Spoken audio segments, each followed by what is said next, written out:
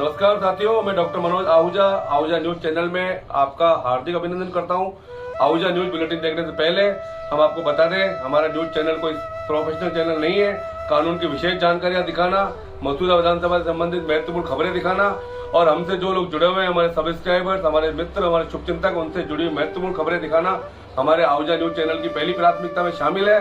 आप भी हमारे आहूजा न्यूज चैनल के सदस्य बने। अगर आपने हमारे चैनल को सब्सक्राइब नहीं किया है तो सब्सक्राइब करें। तो आइए देखते हैं आज की विशेष खबरें आहूजा न्यूज चैनल बुलेटिन पर। अखिल भारतीय गुर्जर देवसेना संस्था भारत की कोर कमेटी के अनुमोदन के बाद सोमवार को जारी किया नियुक्ति आदेश। सोमवार को कार्यकारी सदस्यों का विस्तार करते हुए पूर्व अतिरिक्त जिला कलेक्टर रामसुख गुर्जर मसूदा को संगठन का नया राष्ट्रीय महासचिव नियुक्त किया। श्री गुर्जर का प्रशासनिक अनुभव, नेतृत्व कौशल और समाज सेवा के प्रति समर्पण के कारण ही उन्हें इस महत्वपूर्ण जिम्मेदारी के लिए सर्वसम्मति से चुना गया। श्री रामसुख गुर्जर मसूदा का नाम देश भर में समाज सुधार और सेवा कार्यों में अग्रणी भूमिका निभाने के लिए जाना जाता है। उन्होंने अपनी मेहनत, निष्पक्षता और समाज के प्रति संवेदनशील दृष्टिकोण के बल पर समाज में व्यापक योगदान दिया है। उनकी नियुक्ति के साथ संगठन को और भी सशक्त बनाने, युवाओं को प्रेरित करने तथा समाज में सकारात्मक बदलाव लाने की आशा है। इस अवसर पर अखिल भारतीय गुर्जर देवसेना के राष्ट्रीय अध्यक्ष ने कहा, श्री रामसुख गुर्जर का योगदान गुर्जर समाज के लिए अनमोल रहा है। उनकी नियुक्ति से संगठन को नई दिशा और ऊर्जा मिलेगी। हम आशा करते हैं कि उनके नेतृत्व में देवसेना समाज को और सशक्त बनाएगी और समाज में विकास, उत्थान की नई राहें खोलेगी। श्री गुर्जर ने इस सम्मान के लिए संगठन का आभार व्यक्त किया और विश्वास दिलाया कि वह संगठन की अपेक्षाओं पर खरे उतरने का पूरा प्रयास करेंगे। उन्होंने कहा, मेरे लिए ये सम्मान एक बड़ी जिम्मेदारी है और मैं समाज के हर वर्ग के साथ मिलकर संगठन को ऊंचाइयों पर ले जाने का संकल्प करता हूं। ये नियुक्ति तुरंत प्रभाव से लागू होती है और श्री गुर्जर अब संगठन की सभी जिम्मेदारियों का निर्वहन करेंगे। उनकी इस नियुक्ति से संगठन को नई दिशा और नई ऊर्जा मिलने की आशा है।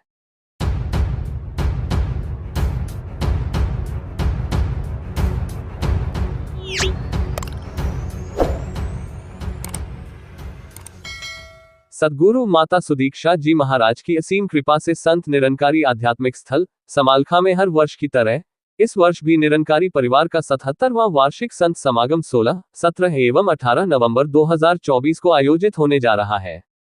आध्यात्मिकता का आधार लिए इस समागम पर प्रेम, शांति और एकत्व का संदेश दिया जाता है, जो निसंदेह समस्त मानवता के कल्याण के लिए होता है।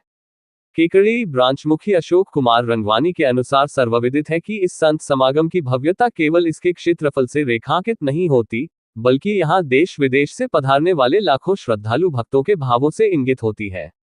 निरंकारी संत समागम मानवता का एक ऐसा दिव्य संगम होता है जहाँ धर्म, जाति, भाषा, प्रांत और अमीरी गरीबी आदि के बंधनों से ऊपर उठकर सभी मर्यादित रूप से प्रेम और सौहार्द के साथ सेवा, सुमिरन और सत्संग करते हैं। यह उसी संदेश का अनुसरण है जो सभी संतों, पीरों और गुरुओं ने समय समय पर दिया है।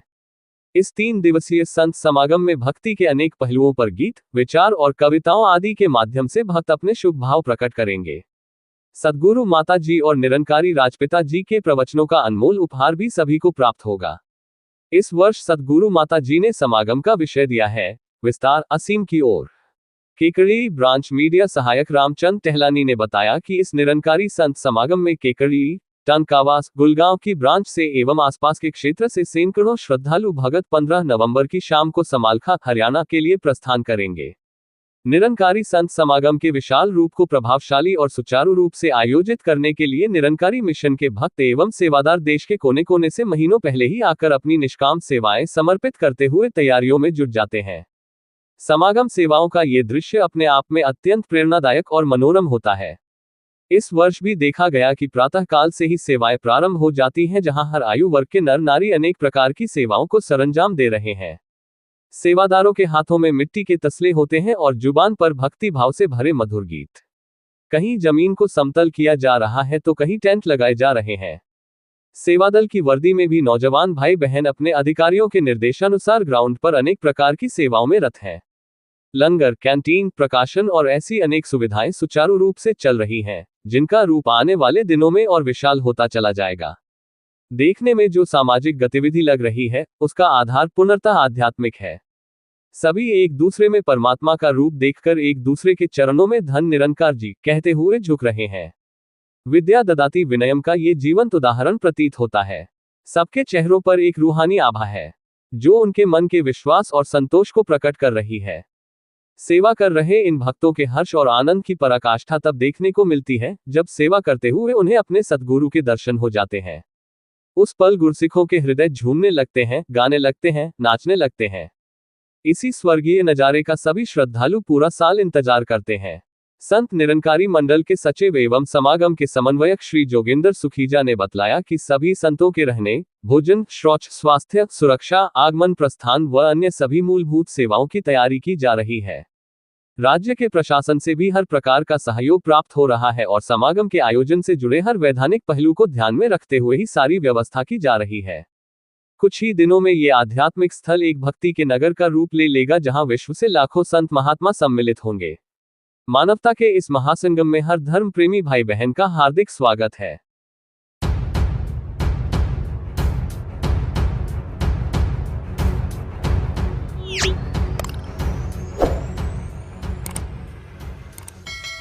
पुष्कर के जॉलीवुड रिसोर्ट में सोमवार को भारतीय जनता पार्टी जिला देहात के वरिष्ठ भाजपा कार्यकर्ता उपस्थित रहे, जहां पर 15 नवंबर तक भाजपा सदस्यता अभियान को और गति देने पर चर्चा हुई तथा एक विधानसभा में 50 सदस्य बनाकर कार्यकर्ता सक्रिय सदस्य बनने की जानकारी दी गई। मीडिया प्रभारी प्रदीप सिंह भदौरिया ने बताया कि अजमेर जिला देहात में सदस्यता अभियान में अभी तक मसूदा विधानसभा नंबर 1 तथा द्वितीय स्थान पर ब्यावर विधानसभा चल रही है। अजमेर देहात को राजस्थान में प्रथम 3 स्थानों में आना है। संगठन के कार्य में देहात के भाजपा कार्यकर्ता अव्वल रहे हैं। कार्यशाला को देहात अध्यक्ष देवी शंकर भूतड़ा, सांसद केंद्रीय राज्य मंत्री भागीरथ चौधरी, महामंत्री जीतमल प्रजापत, पवन जैन, पूर्व देहात अध्यक्ष बीपी सारस्वत, राकेश पाठक, मसूदा विधायक वीरेंद्र सिंह कानावत, नसीराबाद विधायक रामस्वरूप लांबा, महेंद्र सिंह मझैवला ने संबोधित किया। पुष्कर नगर पालिका अध्यक्ष कमलेश पाठक, होनहार सिंह, सुभाष वर्मा, ओम प्रकाश जैदिया, नेहरू पंडित, सदस्यता अभियान के संयोजक, सह संयोजक, विधानसभा प्रभारी, अभियान के पदाधिकारी आदि उपस्थित रहे। संबोधित किया। संगठन से संबंधित जिला कार्यशाला में मसूदा विधानसभा से कोषाध्यक्ष आशीष सांध, जिला मीडिया सह संयोजक प्रदीप सिंह भदौरिया, ओबीसी मोर्चा जिला देहात अध्यक्ष कैलाश गुर्जर, सतीश ओझा, प्रभुलाल चौधरी, बसंत भंडारी, जगदेव सिंह, योगेंद्र सिंह, खुमान सिंह राठौर सहित विधानसभा के मंडल अध्यक्ष, महामंत्री, आईटी विभाग, जिला मीडिया पदाधिकारियों ने भाग लिया।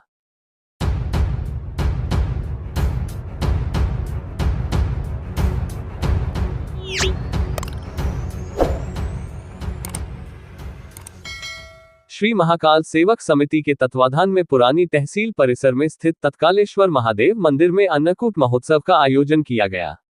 इस मौके पर मंदिर परिसर में आकर्षक रोशनी से सजावट की गई तथा बाबा महाकाल की मनमहेश प्रतिमा व शिवलिंग का आकर्षक श्रृंगार उज्जैन के महाकाल महाराज की तर्ज पर किया गया।